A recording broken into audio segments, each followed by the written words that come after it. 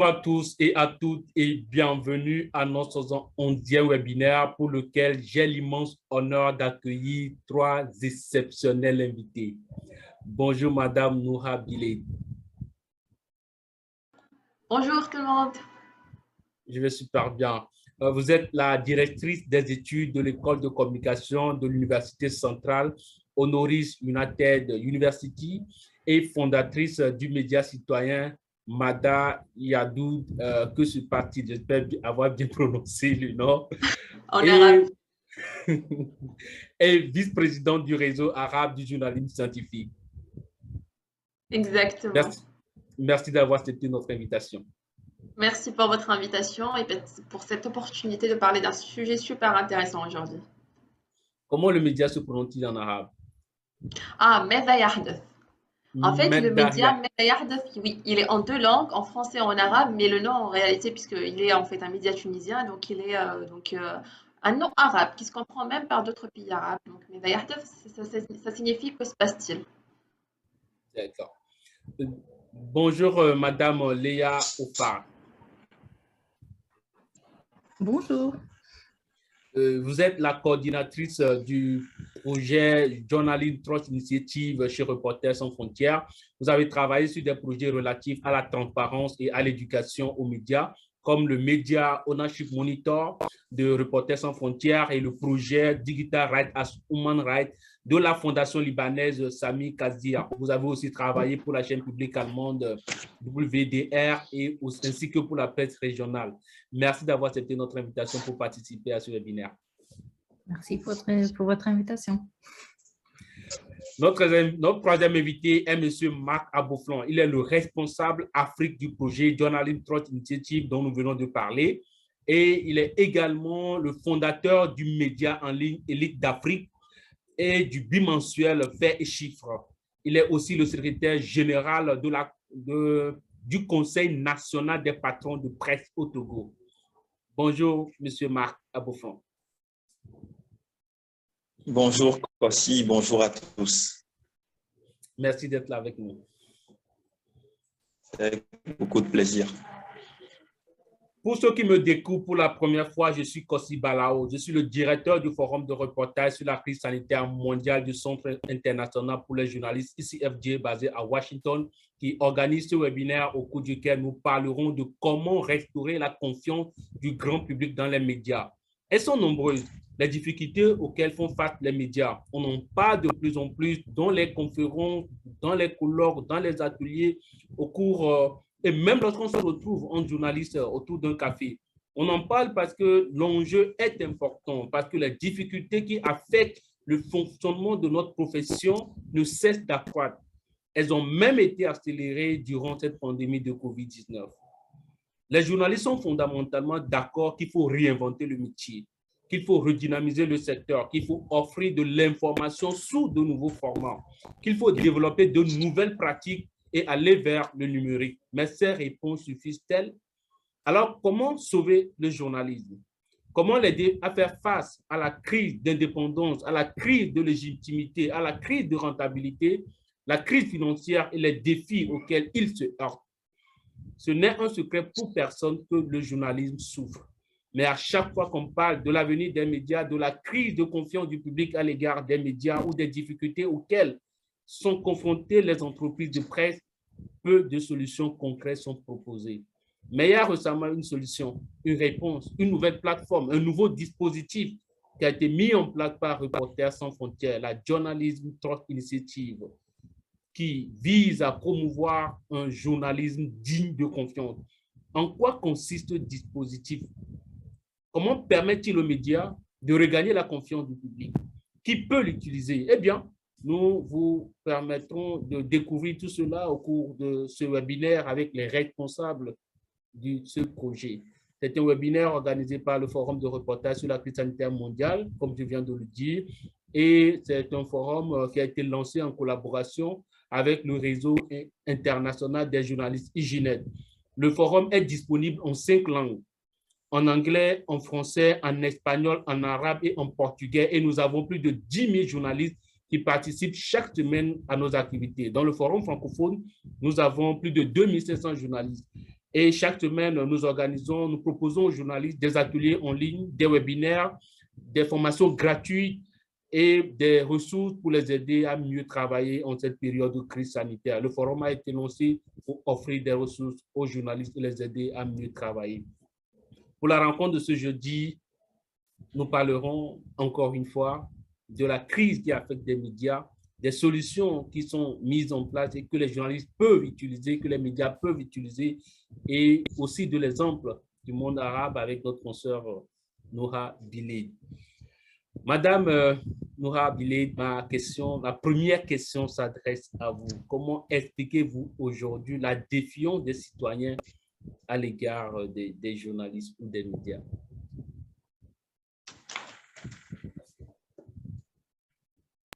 Rebonjour tout le monde, encore une fois, une question très importante et je vais essayer de répondre brièvement parce que vraiment, si ça s'élargit, on ne va pas s'arrêter aujourd'hui sur cette question.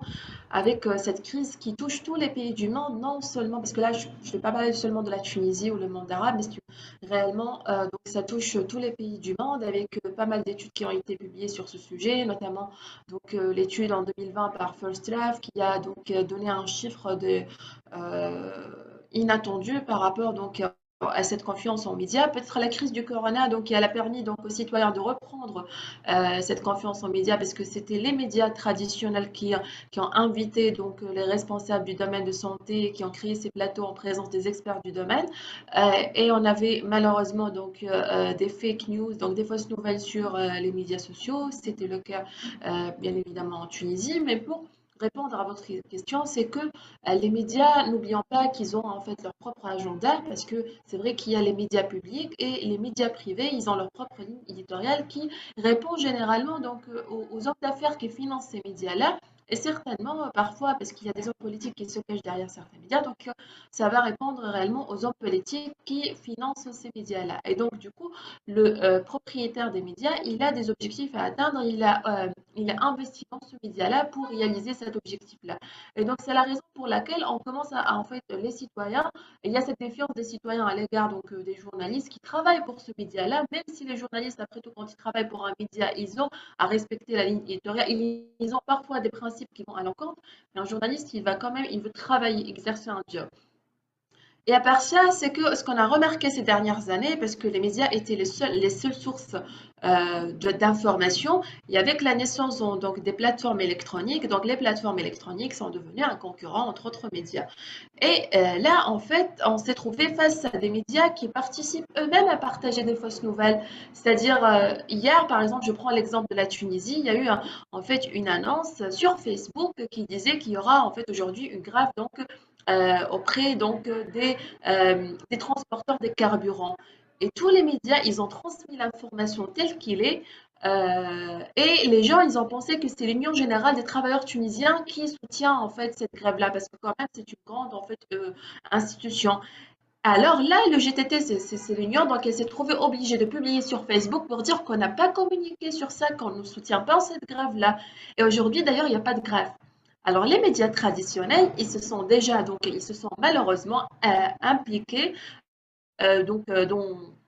dans ce flux d'informations. À vous d'imaginer la Tunisie avec une grève. Donc les kiosques là des sciences donc étaient hyper remplis. Il y avait des accidents dans quelque part. Il y avait des accidents de voitures, même des petits accidents.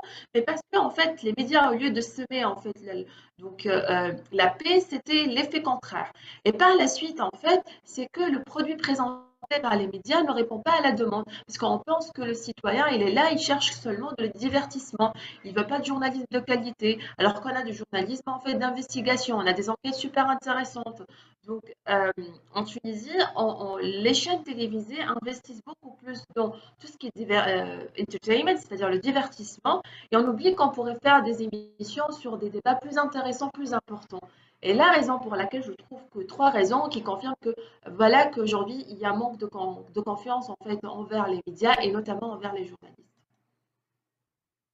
Et à votre avis, selon vous, comment peut-on restaurer cette confiance-là qui s'est érodée? Cette confiance, en fait, elle n'est pas facile à restaurer après tant d'années, disons. Surtout après la Révolution, parce qu'avant la Révolution du 14 janvier 2011 en Tunisie, en fait, c'était clair que les médias étaient manipulés par le régime politique qui existe. Maintenant, en fait, on a cette liberté de presse, entre guillemets, genre les propriétaires des médias donc pourraient être en fait des personnes affichées au public, mais sinon il y en a d'autres qui se cachent derrière ces médias, notamment les médias électroniques. Donc réellement pour regagner cette confiance, ce qu'on a pris en fait avec le modèle de notre projet donc médiatique Medaillardet, que se passe-t-il? C'est en fait il faut impliquer le citoyen dans le processus informatif. Et c'est le cas d'ailleurs de notre site, c'est-à-dire l'information, elle est fournie par le citoyen. Notre site, par exemple, on ne publie pas les communiqués des institutions gouvernementales, mais on ne publie pas donc une information quiconque. En fait, c'est le citoyen qui envoie, il y a un formulaire à remplir, il envoie l'information. À partir du moment où ce citoyen, qui est le cinquième pouvoir, qui est impliqué dans ce processus informatif, donc il va donner confiance à son citoyen confrère, entre autres. Ce qu'on voit comme modèle, en fait, parce qu'il y a du journalisme citoyen, mais il n'est pas professionnel. Et donc, il y a le citoyen qui envoie l'information. Le journaliste qui est membre de l'équipe de rédaction, il va vérifier cette information, voir si elle est correcte ou pas. Et ça arrive, comme vous le savez, que ce n'est pas évident que tous les citoyens aujourd'hui savent rédiger des articles ou ils aiment rédiger des articles. Ça arrive qu'on a eu des attaques terroristes en Tunisie, qu'il n'y avait pas le journaliste qui est présent sur le terrain, mais il y avait un citoyen qui était à côté de l'événement et qui a pris une photo ou une vidéo. On a vu ça dans des programmes dans le monde, donc très connus sur la BBC ou autre. Et si en fait ce contenu qu'on a eu, cette vidéo qu'on a eue, en fait, on va la transformer en un article complet avec donc un reportage complet. Et puis après, on va reconnaître le rôle du citoyen en publiant cette information avec son nom. C'est pas évident qu'on se cache, on dit nous, le média, on l'a en fait, on a trouvé, on vous présente. Non, on reconnaît. Aujourd'hui, on doit reconnaître le rôle du citoyen dans la présentation de l'information. Parce qu'on ne peut plus travailler comme journaliste tout seul. Aujourd'hui, on a besoin du citoyen. Parce que aujourd'hui, même avec en fait vous savez, on vit dans ce village global et donc du coup, en fait, avec les autoroutes d'information, avec les moyens de communication qui existent, donc il est possible aujourd'hui facilement d'avoir un contact avec le citoyen sans être présent sur le terrain de l'événement. Et c'est la raison pour laquelle aujourd'hui, donc, il faut reconnaître le rôle de citoyen comme source d'information parce que le journaliste aujourd'hui, il cherche sur Facebook l'information aussi, hein. Et pourquoi donc ne pas dire que c'était grâce à Monsieur X ou Y et les citoyens en fait aiment publier ou partager ce qu'on a vu à travers Facebook. Mais là, la différence c'est qu'ils sont encadrés parce que là, il y a de la vérification des informations. Donc c'est un processus complet qui met en valeur le citoyen et qui en même temps, en fait, on fait un rappel aux éthiques journalistiques. Madame Offad, vous venez d'écouter la consoeur Billet qui a insisté sur l'importance d'accorder un rôle en fait aux citoyens dans la diffusion de l'information. Et parlant justement de solutions, Reporters sans frontières a mis en place un mécanisme pour promouvoir un journalisme digne de confiance et pour inciter les médias à défendre et perpétuer les idéaux du journalisme. En quoi consiste ce dispositif? Donc, en effet, c'est très intéressant ce qu'on vient d'entendre parce que c'est vraiment une bonne idée d'impliquer les journalistes citoyens. Donc, la Journalism Trust Initiative, c'est un standard sur l'éthique et la transparence des médias. Et en effet, c'est aux médias professionnels de partager des informations selon ce standard. Ce standard a été conçu par à peu près 130 participants d'une façon inclusive. Donc, il y avait des gens, des plateformes qui participaient, donc Facebook, Google, il y avait des professionnels, des associations, des organisations. Et on s'est mis d'accord sur 18 clauses qui, qui qui couvre la production journalistique au niveau institutionnel et sur le processus de la production du journalisme. Donc, avec ça, les médias peuvent divulguer les informations et comme ça regagner la confiance des auditeurs. Oui. Monsieur Marc Aboflon, vous êtes le responsable Afrique de ce projet dont vient de nous parler Madame Offad. Comment les médias africains peuvent l'utiliser? Comment peuvent-ils en bénéficier? Comment fonctionne en fait ce programme? Monsieur Marc. Votre micro n'est pas activé. Comme vient de le souligner Madame Léa, cette initiative est aujourd'hui en ligne. Donc, nous disposons d'une application en ligne où les médias peuvent s'inscrire librement, peuvent donc remplir le formulaire. Madame Léa rappelait tout à l'heure, il y a 18 clauses que vous pouvez remplir selon votre bonne volonté, mais c'est une décision de divulguer ces informations-là. Et donc, in fine, en réalité, il y a 2 étapes. Donc, dès que vous finissez de remplir cette application, vous pouvez divulguer votre auto-évaluation, donc publier votre auto-évaluation, le rendre accessible au public, donc faire un exercice de transparence. Ça, c'est la première étape. La seconde étape, c'est que vous pouvez être certifié. C'est-à-dire, vous pouvez requérir un auditeur externe, des auditeurs assermentés qui peuvent analyser vos réponses à ce questionnaire-là, les vérifier et ensuite certifier si vous êtes, oui ou non, conforme à la norme telle qu'elle est éditée. Et c'est extrêmement une bonne chose parce que en s'engageant dans le processus, ça permet aux médias d'être, c'est d'abord un outil de diagnostic interne pour les médias. Ça permet de s'assurer que nous avons les bons processus éditoriaux et si nous ne les avons pas, on peut travailler à les améliorer. Et pour un certain nombre de médias qui se sont engagés dans la phase pilote, la DTI a permis d'améliorer de façon significative les processus éditoriaux au sein de ces rédactions-là. Et comme je disais, une fois que vous avez des processus éditoriaux de qualité, pour regagner la confiance de votre public, mais pas seulement, pour regagner et la confiance du public et la confiance des annonceurs, mais aussi des fois la confiance du secteur public, du gouvernement et tout ça, il faut aller à cette seconde étape, c'est l'exercice de transparence, donc démontrer à travers un audit externe que votre processus est fiable, que vous faites du journalisme éthique. Est-ce qu'il n'y a pas de crainte qu'en remplissant ce formulaire, certains chefs d'entreprise de presse puissent mentir ou bien raconter des choses qui ne sont pas vraiment en conformité avec la vérité? Ou est-ce qu'il y a des garde-fous en fait pour empêcher cette temps? Oui, bien évidemment, il y a un garde-fou. Vous savez, c'est un audit volontaire.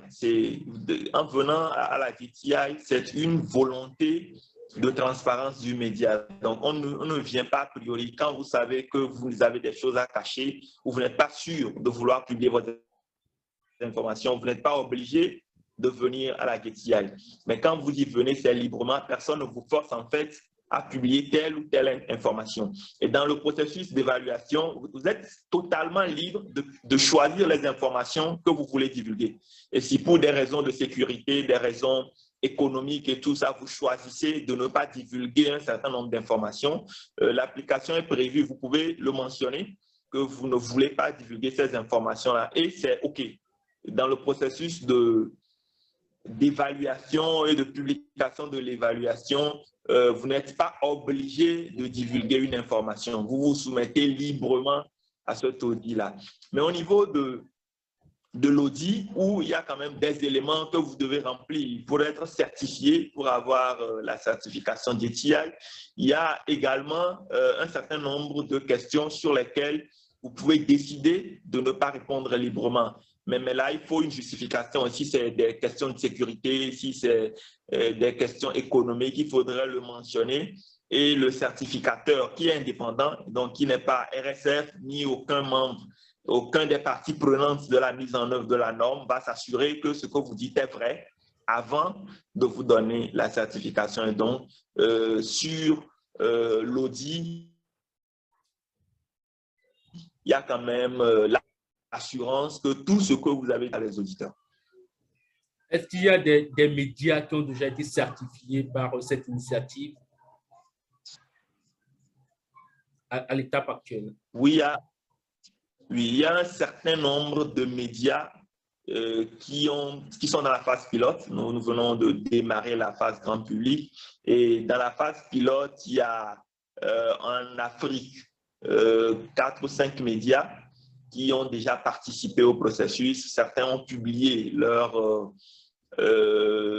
leur auto-évaluation déjà en ligne qui est disponible. Et beaucoup sont dans le processus de certification. Il y a par exemple le média togolais Flambeau des démocrates, dirigé par Loïc Lawson, qui est à la certification et qui devrait peut-être dans les prochains jours officialiser ou avoir la certification. Je sais que l'audit est en cours, est presque finalisé. Et donc, dans les prochains jours, on devrait avoir la certification. Ce qui se passe, c'est que RF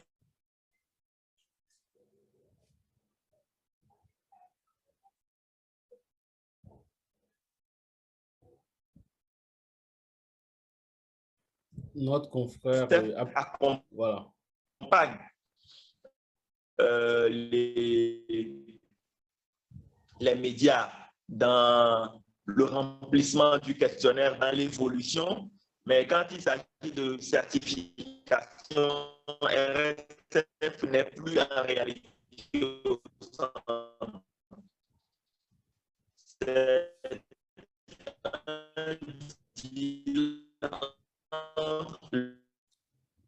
Notre confrère peut-être a un problème de certification avec l'auditeur. Okay. Merci beaucoup, cher confrère Marc. Madame Billet, vous venez d'écouter également Marc et il vient de parler de ce dispositif mis en place par Reporters sans frontières. Cette initiative peut-elle, selon vous, inverser la tendance et permettre aux journalistes de mériter l'attention et le respect qu'ils méritent?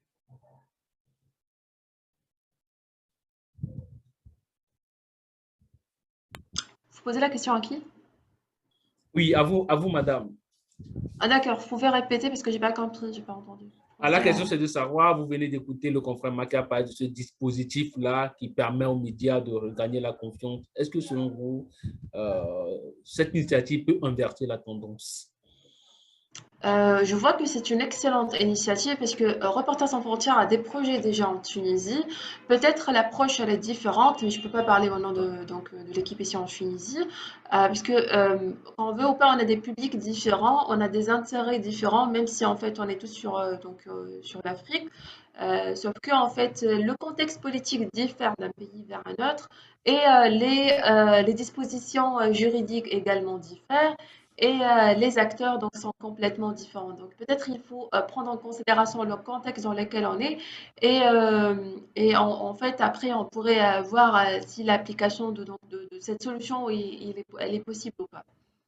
Nous allons donc parler de votre média citoyen que vous avez lancé il y a 2 semaines et dont effectivement l'objectif est de restaurer la confiance du public dans les médias, étant donné qu'on forme les citoyens au journalisme. Vous dites que ce média, c'est pour répondre à la demande des citoyens.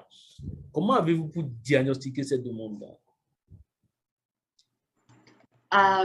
C'est ce que j'en ai parlé tout à l'heure, c'est que les citoyens, ils veulent s'exprimer. Parce que d'une part, les médias, en fait, ils n'offrent pas assez d'espace aux citoyens. On rappelle, avant, on avait cet espace dans le journal où les lecteurs du journal, ils envoient en fait un petit message donc chaque semaine qui paraît dans le journal et après ils avaient des interventions radiophoniques. Mais les citoyens, ils veulent en fait avancer dans le débat, présenter leurs avis, négocier avec les experts, présenter des solutions, des recommandations et autres. Et quand on dit citoyens, il y a différentes catégories. Il y a les citoyens qui ont des diplômes universitaires, d'autres qui n'ont pas de diplôme, des citoyens qui sont chômeurs, d'autres qui travaillent. Donc là, en fait, un média ne pourrait pas, à travers son espèce, réellement, le média dans son format traditionnel ne pourrait pas offrir donc une plateforme qui répond à tout le monde, un espace qui répond aux besoins de tout le monde. C'est la raison pour laquelle quand tu t'es dit en fait cette plateforme à tout le monde et que l'information elle vienne par ce monde-là, c'est-à-dire le citoyen, donc en chômage, il y a une plateforme pour s'exprimer. Celui qui est un travailleur indépendant, pareillement, il a son espace. Donc, on a offert cette liberté d'envoyer un article à travers un formulaire, d'envoyer une photo ou autre.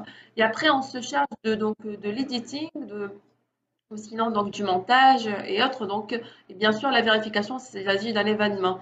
La demande, en fait, comme je l'ai dit donc au départ, c'est que on a des médias qui travaillent sur un seul genre journalistique. Genre, on a passé donc des années à travailler sur les débats télévisés.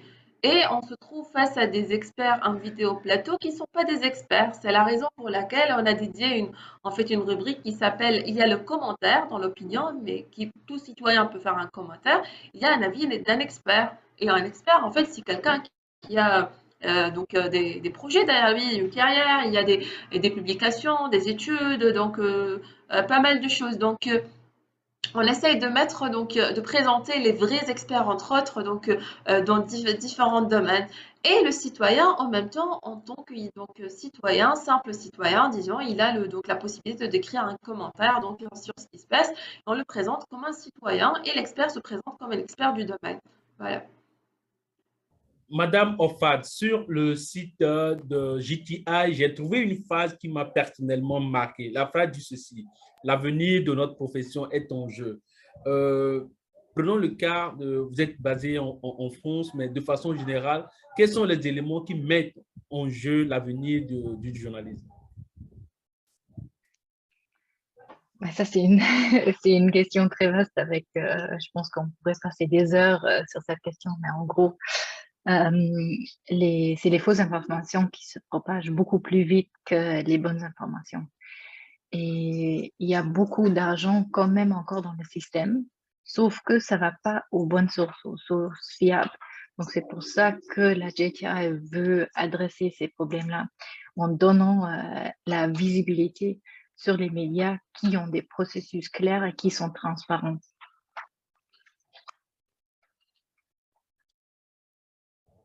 Madame Billet, je reviens à vous. Comment envisagez-vous l'avenir des médias? Vous êtes docteur en médias et communication, mais aujourd'hui, quand vous regardez les médias, comment voyez-vous l'avenir des médias?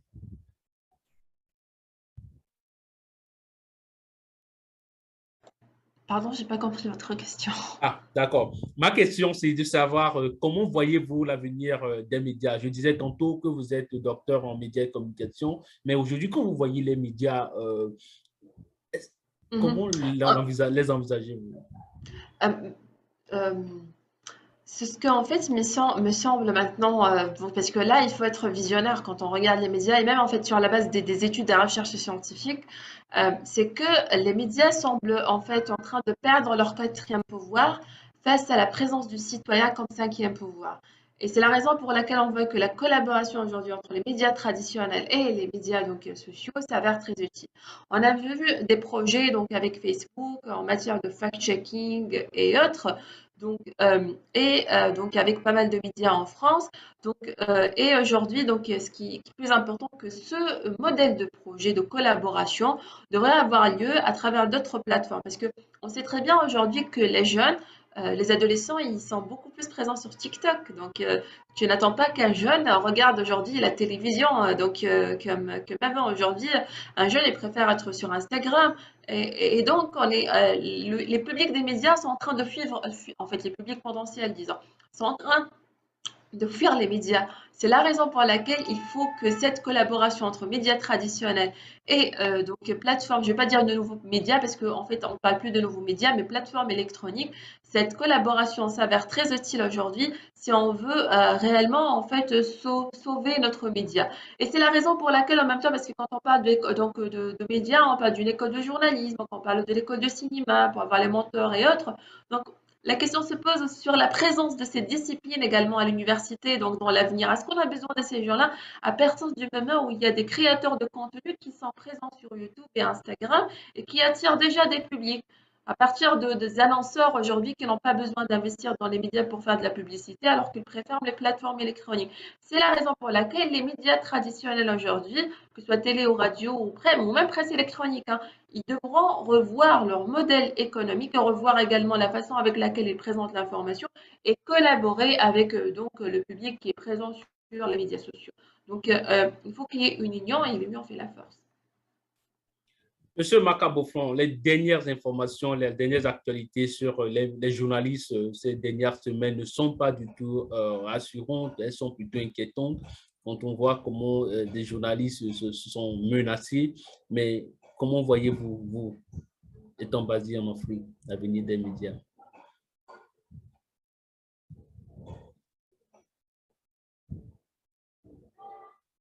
Votre micro, elle n'est pas activée. Le micro n'est pas activé, Monsieur Marc.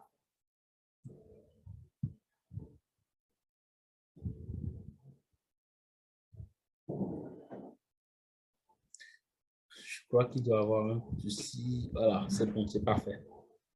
Merci beaucoup. Je disais que moi, je suis très, très inquiet par rapport à l'avenir des médias, surtout vu d'un point de vue africain. Quand vous voyez l'actualité ces derniers jours dans un certain nombre de pays. Mais il y a une dualité par rapport à l'avenir des médias. Cette crise sanitaire-là s'est démontrée. Le rôle des médias aujourd'hui est capital, est important dans la survie même de nos populations. On a vu au début de la crise sanitaire et même jusqu'à aujourd'hui le rôle capital que les médias ont joué. Mais paradoxalement, donc, à ce rôle, il y a de moins en moins de ressources qui sont dirigées vers les médias. Madame soulignait cela tout à l'heure, les annonceurs préfèrent les plateformes plutôt qu'aux médias. Et puis, au-delà de cela, il y a même dans les médias qui font un travail de qualité, qui pratiquent un journalisme éthique, qui sont de plus en plus questions de politique juridique. Ces médias-là sont plus menacés que les producteurs de fake news ou l'industrie de fake news. Et il est urgent que les professionnels du métier eux-mêmes prennent le bâton de pèlerin et trouvent des solutions idoines pour justement remettre la pratique d'un journalisme sain, d'un journalisme éthique au centre du jeu. À mon avis, c'est là qu'il faut voir l'avenir des médias, que ce soit en Afrique ou sur le reste du continent. Il faudrait revenir à une pratique saine du journalisme.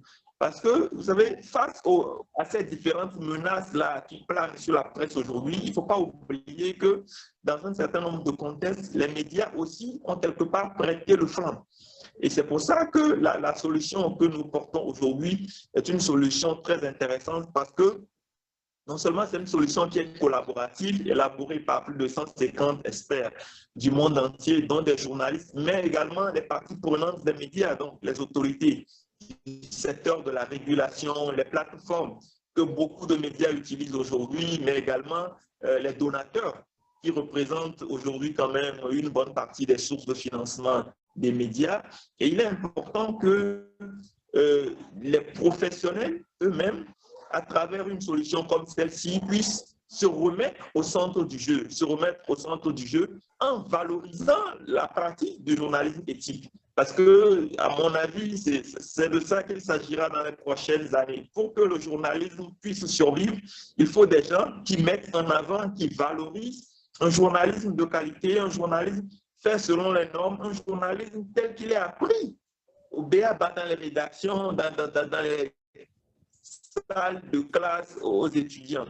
Et c'est pour ça que je pense quand même que notre outil peut être intéressant pour tous ceux qui nous suivent. Ça vous permet de faire une auto-évaluation. Et dans ce processus d'auto-évaluation-là, vous pouvez vous-même vous rendre compte qu'il y a un certain nombre de manquements dans les processus éditoriaux que vous contribuez à corriger en même temps. Je pourrais même donner un exemple, c'est sur les cas que moi j'ai le plus connu dans le média que j'ai fondé, mais également dans les médias dans lesquels j'ai travaillé avant de fonder, c'est généralement que nos processus éditoriaux ne sont pas écrits.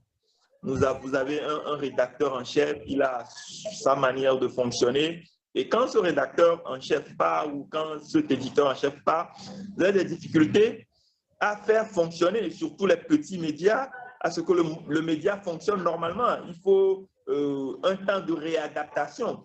Alors que si ces processus étaient mis en œuvre comme il faut, si c'était écrit, rédigé sur papier, le processus était clair, même si les hommes partent, même si les hommes se déplacent, le média continue de fonctionner, la qualité continue d'être au centre de la production. Et puis, comme je le dis, notre métier a des règles. Et Madame le disait tout à l'heure, dans cette collaboration permanente aujourd'hui qui s'instaure entre journalistes et journalistes citoyens, il y a des fois ce décalage-là où les journalistes en viennent à faire comme les journalistes citoyens, oubliant les règles de base qui doivent guider leur métier. Et je pense que dans la collaboration, Ça devrait être plutôt le contraire. Ce ne sont pas les journalistes citoyens qui doivent diriger les journalistes citoyens à faire comme eux. Il y a, par exemple, une des règles sacro-saintes du journalisme qui est la vérification des faits. Des fois, dans la rapidité pour publier, pour devancer soit les concurrents ou les journalistes citoyens sur les plateformes, on oublie de faire les vérifications comme il faut. Des fois, on oublie le respect de la vie privée, de demander les droits d'auteur et tout ça. Et donc, à mon avis, notre outil pourrait permettre de ramener tout ça au centre du jeu, de remettre un journalisme sain, un journalisme éthique, un journalisme fiable au centre. Et j'estime que si le grand public, si notre électorat, qui a de moins en moins tendance à faire confiance au journalisme aujourd'hui par rapport aux journalistes citoyens, se rend compte qu'il y a au sein des différentes rédactions ce effort qui est fait par les médias pour que ceux-ci puissent travailler. Je pense que naturellement, on aura une plus grande confiance du public et j'estime qu'une plus grande confiance du public a forcément deux corollaires. C'est une croissance du média dans tous les sens, mais également de plus grandes ressources pour le fonctionnement du média. Monsieur Marc, vous avez énuméré la responsabilité des médias dans cette crise qui les affecte. Et moi, la question que je voudrais te vous poser est de savoir, la JTI, est-ce qu'elle bénéficie seulement aux petits médias, aux moyens médias, aux grands médias? Quels sont les médias en fait bénéficiaires? Je viens de lancer un média il y a à peine 2 mois, 3 mois, 6 mois. Puis-je aussi participer à cette évaluation? Merci beaucoup pour cette question. Et je pense que cette question était même au centre des préoccupations pendant tout le processus de mise en œuvre de la JTI. Il s'est agi de mettre en place un outil qui prenne en compte tous les types de médias, quelle que soit leur taille, quel que soit leur mode de fonctionnement, quel que soit leur environnement. Par exemple, le média de Mme Noura pourrait très bien passer l'auto-évaluation. Ça pourrait être même d'une grande aide dans l'établissement des processus éditoriaux, mais également dans la démonstration donc, de cette fiabilité qu'elle est en train de confiance qu'elle est en train de cette relation de confiance qu'elle est en train de mettre en place avec le public. Mais les grands médias également, les grands médias, nous avons, comme je l'ai dit, par exemple, un média, de grands médias européens qui participent au processus, mais en Afrique, de petits médias comme des journaux, des médias. Il y a des médias également de tout type, hein, que ce soit de grands diffuseurs, la radio, les radios communautaires, les radios rurales, les radios commerciales, que ce soit la presse en ligne, que ce soit les groupes de médias qui regroupent tout. La plateforme a été vraiment conçue pour chaque type de média, quel que soit son environnement. Et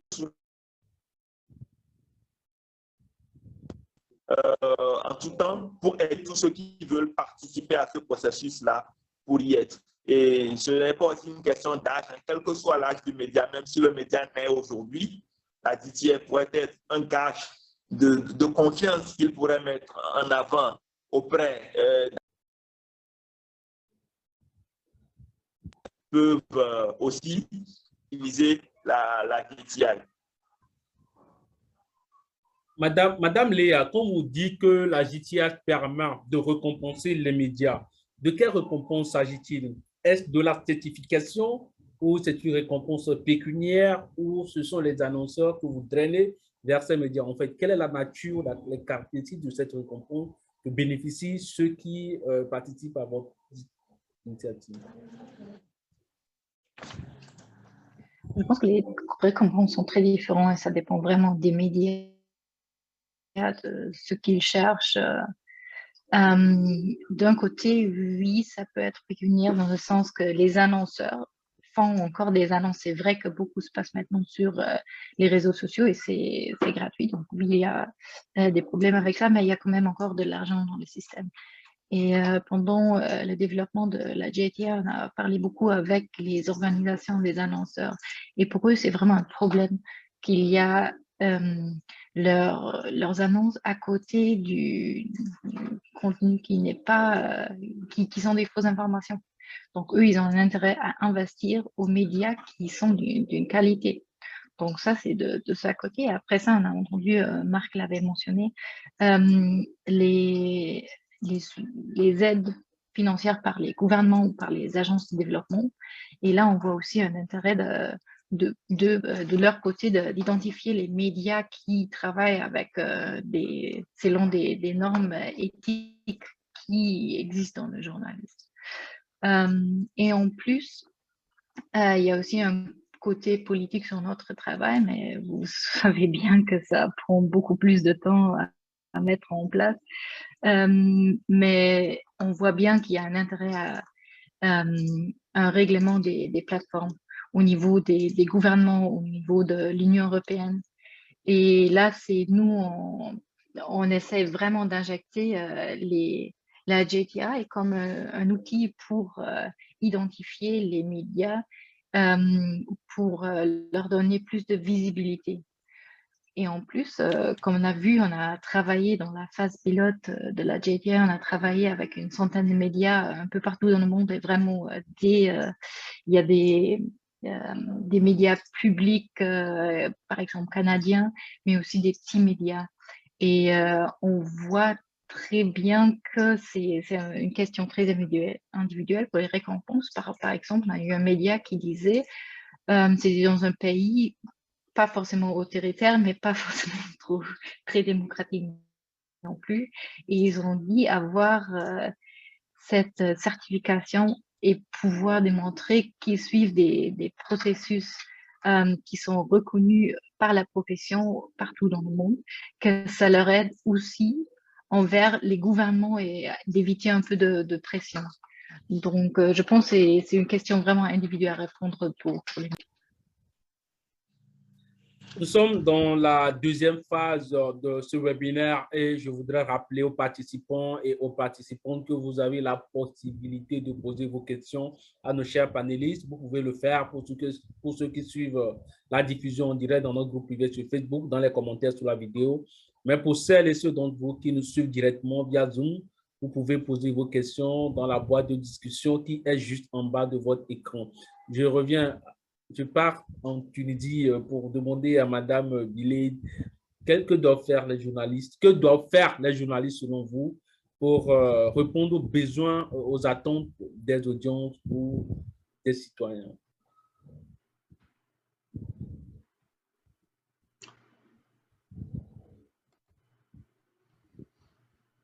Vous n'avez pas entendu la question. Oui.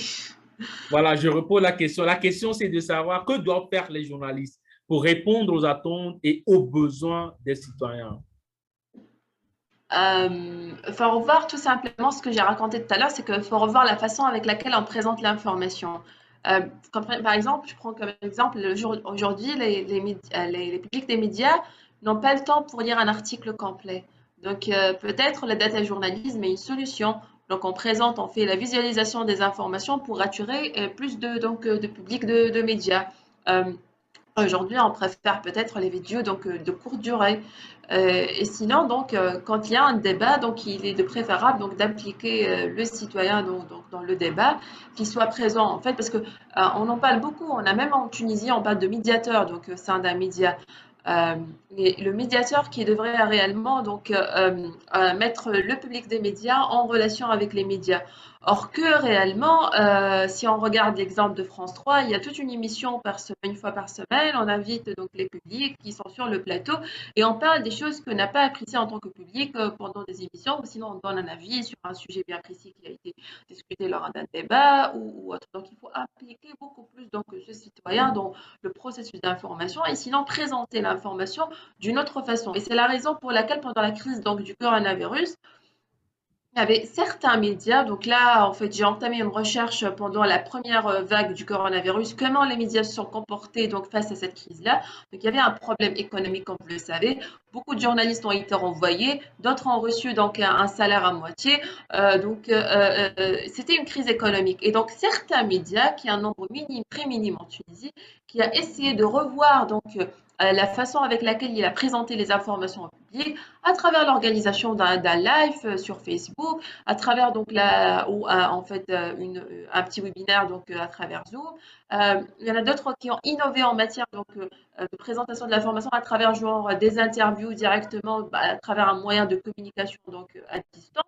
Et donc, il faut toujours repenser la façon avec laquelle on présente l'information aux citoyens parce que le citoyen évolue autant que la technologie évolue. Et donc, tant qu'il y a une nouvelle technologie, donc tant qu'il y a une nouvelle plateforme électronique, euh, il faut revoir la façon avec laquelle elle présente l'information. Aujourd'hui, Facebook, il a dit, nous sommes donc à l'ère de méta, donc l'ère des métadonnées et tout ça. Donc, il y a des données un peu partout, il y a des bases de données. Donc, réellement, et la raison pour laquelle aujourd'hui, un journaliste devrait savoir comment utiliser ces données pour présenter une information crédible et vérifiée. Sur votre titre, vous disiez encourager les citoyens à s'informer, encourager les citoyens à s'exprimer librement. Mais est-ce qu'il y aura un travail d'évaluation, de vérification des informations que ces citoyens vous envoient ou vous publiez systématiquement les informations que les citoyens vous envoient? Bien sûr qu'on vérifie l'information qui est envoyée là, donc depuis un mois, on est en ligne, on nous envoie pas mal d'informations, mais on n'accepte pas. On est 3 journalistes, donc dans l'équipe, une petite équipe qui démarre réellement, mais avec un data scientist, un IT, un graphiste.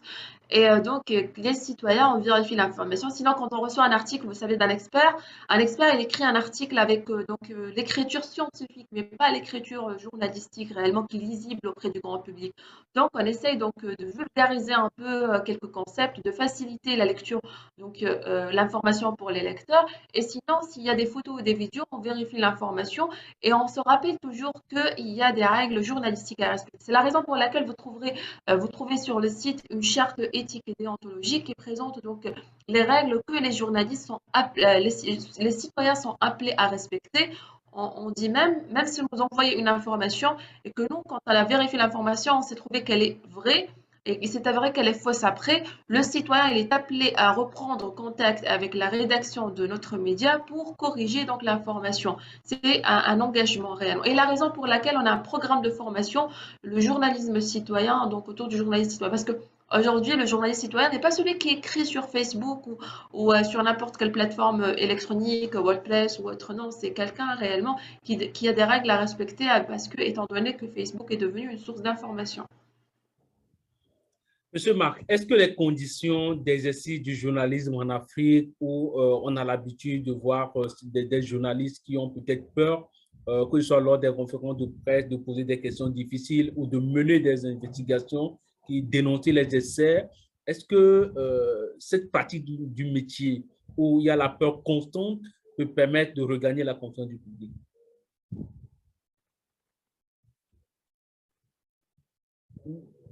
Le micro. Voilà.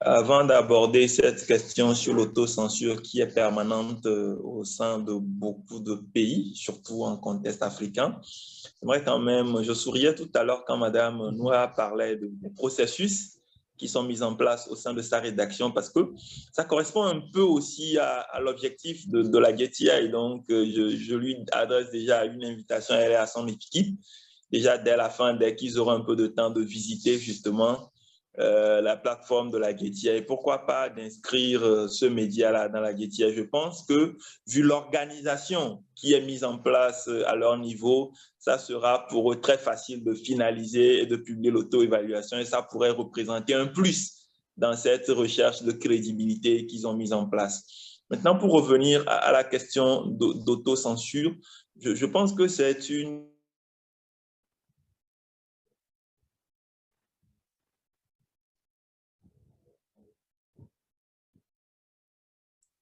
La connexion Internet.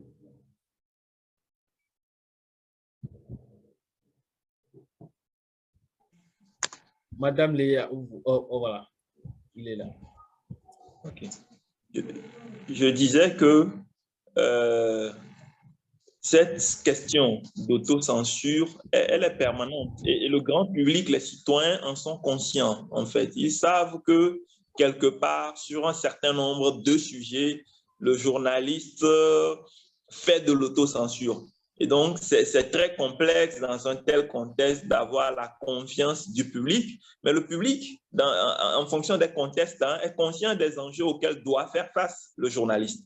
Et le public sait quand le journaliste fait son maximum ou quand le journaliste ne fait pas d'effort du tout et se cache derrière l'autocensure ou tout ce qu'on peut appeler peur pour justement ne pas bien faire son travail. Et je pense que dans un certain nombre de contextes, on a généralement tendance à ne pas mesurer la portée ou tout ce que le public sait de notre travail ou tout ce que le public sait des conditions du contexte dans lequel s'exerce notre travail. Et donc, quel que soit le contexte, quelle que soit la difficulté, ma recommandation aux journalistes, c'est d'en prendre conscience et de travailler toujours en fonction du contexte. Mais le contexte ne devrait pas être un frein à notre travail. Le contexte doit plutôt nous permettre de mettre en place des stratégies pour révéler le journaliste qui est en nous. Donc, celui qui cherche,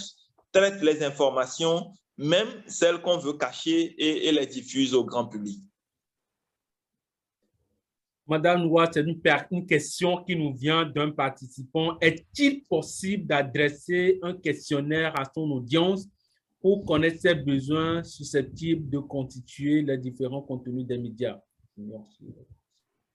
Est-ce qu'il est possible d'adresser un questionnaire à son audience pour connaître en fait ses besoins et pour mieux y répondre? Pourriez-vous paraphraser? Oui, je suis en train de parler. Voilà, les demandes. Est-il Ouais. d'adresser un questionnaire? Ses besoins susceptibles de constituer. Là, on connaît notre audience réellement. À partir du moment où on a connu notre audience, on a mis en place notre projet. Mais par contre, comment on peut impliquer l'audience? Par exemple, actuellement, je vais parler d'un projet actuellement. On a un partenariat avec une agence de statistiques ou un groupe en fait qui s'appelle Insight TN qui présentait donc les chiffres statistiques depuis le 25 juillet 2021, donc l'événement politique qui a eu lieu en Tunisie avec le changement politique. Et du coup, là, notre partenariat consiste à publier leurs chiffres sous forme de graphiques. On les a publiés sur 3 étapes. Donc, c'est à eux de faire des études scientifiques et des études statistiques correctes selon les normes. Et nous, qu'est-ce qu'on fait? On présente les données en format graphique et après, donc, on va présenter un article d'un expert qui va analyser ces données-là. Donc, c'est un travail complémentaire. On est là au service des citoyens, mais en fait, avec des spécialistes dans le domaine. Voilà.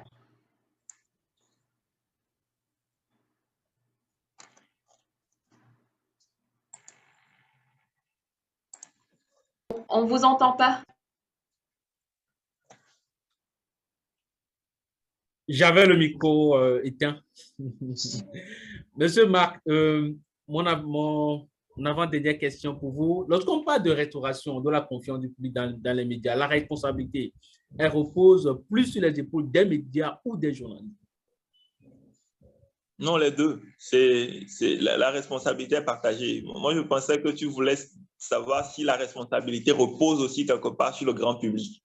Non, la responsabilité est partagée. C'est la responsabilité des médias, mais ce sont les journalistes qui font les médias. Et donc, c'est une responsabilité au niveau des médias. Des médias, c'est de s'assurer d'avoir des processus de qualité, de faire du vrai journalisme, d'être un média qui est crédible. Il faudrait que tous les médias mettent en place des process pour que quand on sait une information qui est publiée, in fine, sur les canaux de diffusion du média, cette information soit une information de qualité, une information traitée journalistiquement avec tout ce qui doit suivre comme corollaire. Et ce travail-là, ce sont les journalistes.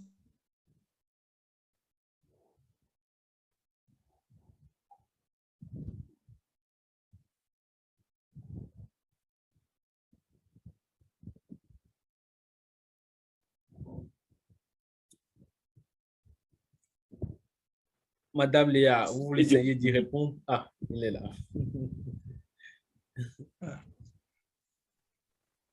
J'avais perdu la Monsieur Marc. Oui. Merci beaucoup. Puis, je disais que cette responsabilité-là, elle repose d'abord sur le média qui doit mettre en place des processus éditoriaux de qualité pour qu'on s'assure que toutes les informations diffusées sur les canaux de diffusion de ce média-là soient des informations de qualité, première chose. Et puis, seconde chose, ce qu'il faut aussi mettre en place, c'est que les journalistes soient conscients de leurs responsabilités individuelles en termes d'éthique et de déontologie, mais également de leur redevabilité envers le public, de leur redevabilité envers le média d'abord en tant qu'employeur, donc faire un trait de qualité, mais également de leur redevabilité envers le public.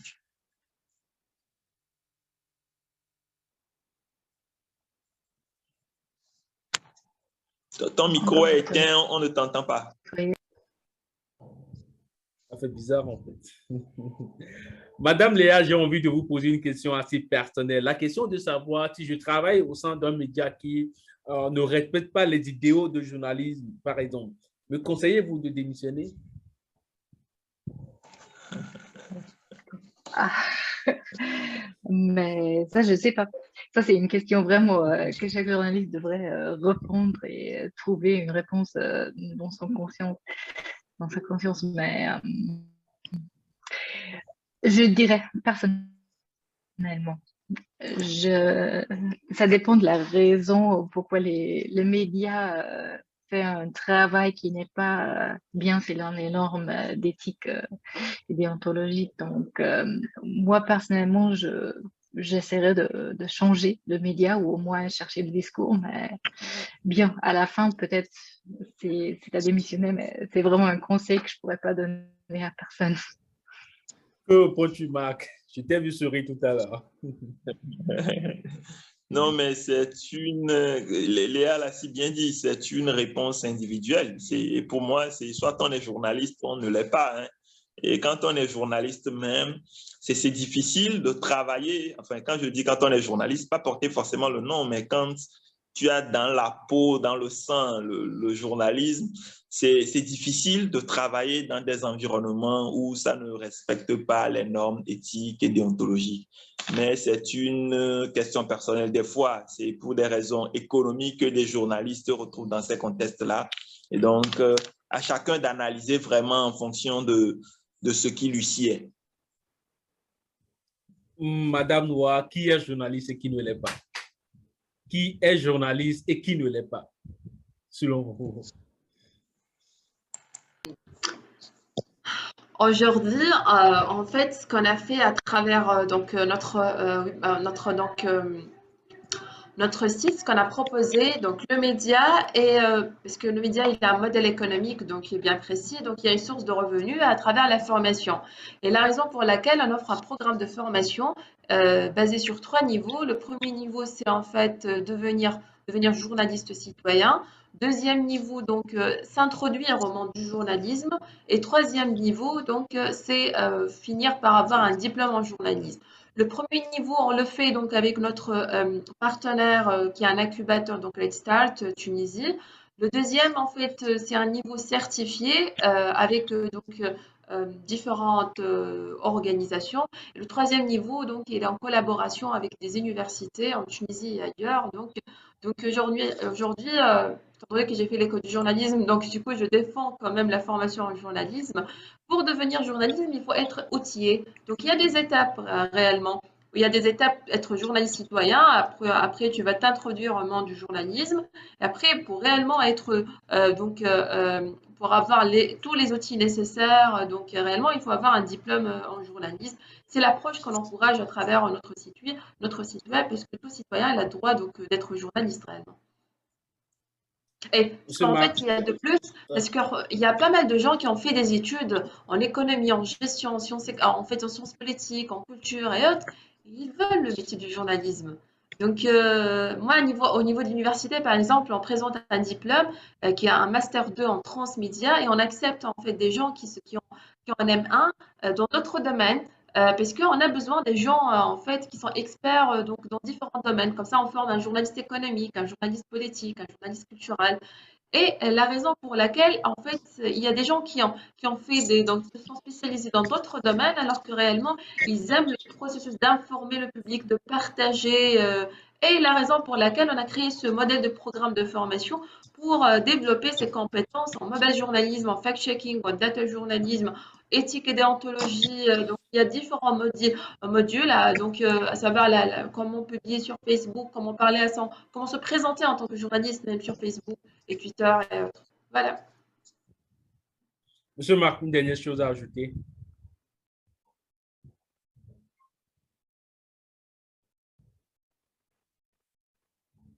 Allô, monsieur Marc. Et la connaissance toujours. Madame Léa, nous sommes presque à la fin de ce webinaire. Est-ce que vous avez une dernière chose à mentionner? Une question peut-être que j'ai manqué de vous poser. Je vous entends. Forcément, je vous remercie de nous avoir donné l'occasion de partager notre projet. Monsieur Marc. Oui, merci beaucoup à tout le monde et merci de nous avoir donné l'occasion de parler de la JTI. Je voudrais inviter tout un chacun à visiter le site de la JTI journalisttrustinitiative.org ou de rester en contact avec nous pour qu'on puisse les accompagner dans ce processus. Merci beaucoup, chers confrères. À vous maintenant, Madame Noura. Je vous remercie pour cette invitation et certainement je vais regarder donc je tiens le site. Je vais regarder le site, mais il faut que je regarde les détails pour s'inscrire. Et je vais le partager avec les collègues sur Facebook, comme ça, promouvoir une telle activité intéressante. Le débat est super intéressant, mais on doit revoir avoir d'autres webinaires pour en parler encore parce que le besoin du public évolue avec le temps et donc certes, si on pourrait avoir une autre occasion pour parler davantage de du besoin des citoyens en fait de l'information. Il est clair et tellement vrai qu'on ne peut pas épuiser ce sujet en moins d'une heure, c'est pas évident. Il y aura forcément d'autres sessions, d'autres occasions au cours desquelles nous parlerons plus de ce type de journalisme. On en parle de plus en plus récemment, le journalisme citoyen qui se développe aujourd'hui avec les nouvelles technologies où aujourd'hui quiconque dispose d'un modem ou d'un ordinateur, d'un smartphone, se transforme en journalisme. On en parlera, j'espère. Je voudrais dire merci à tous les participants et les participantes qui ont participé à ce webinaire et aussi à vous, chers panélistes, d'avoir consacré votre temps pour partager ces ressources avec les confrères et les consoeurs francophones. Je vous dis merci. Ce sera le dernier webinaire du forum pour cette année. Je vous donne rendez-vous en 2022 où nous reprendrons encore avec des formations pour les journalistes, des webinaires, des ateliers. Mais je voudrais prier tous les participants de bien vouloir prendre quelques secondes pour remplir un formulaire que je viens d'envoyer dans la boîte de discussion. Il nous permet de savoir si ce webinaire a été utile pour les participants, s'il a répondu à leurs attentes, s'ils ont été satisfaits, si leurs attentes ont été comblées. Donc, je vous prie de bien vouloir prendre quelques secondes, pas plus de 5 secondes pour y répondre et nous permettre d'améliorer nos prochaines sessions. Et c'est sur ces mots que je vous dis bonne fin d'après-midi, bonne fin de soirée, bonne journée. Et n'hésitez pas aussi d'inviter vos confrères, consoeurs à rejoindre notre forum de reportage sur la crise sanitaire mondiale qui rassemble quand même plus de 2500 journalistes francophones, une belle communauté de journalistes francophones où nous partageons chaque jour des opportunités, des ressources et des outils pour faire avancer nos carrières en journalisme. Merci encore une fois et au revoir à la prochaine. Merci d'avoir accepté notre invitation, chers confrères. Merci encore. Merci.